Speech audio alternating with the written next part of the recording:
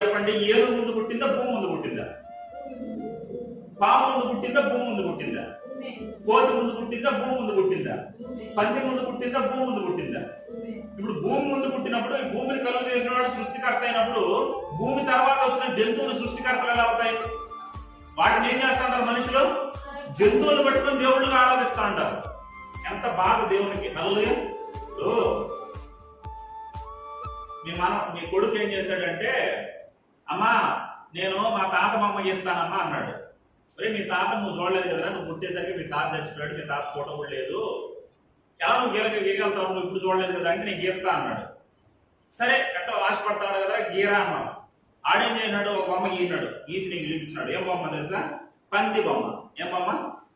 పంది బొమ్మ గీసిదో మీ నాన్న అన్నాడు అనుకో, ఏం చేస్తావు? అయ్యి మా నాన్న పందిలాగా భలే ఉన్నాడే అంటావా? ఏటో నువ్వు గీసిన బొమ్మ మా నాన్న పందిలాగా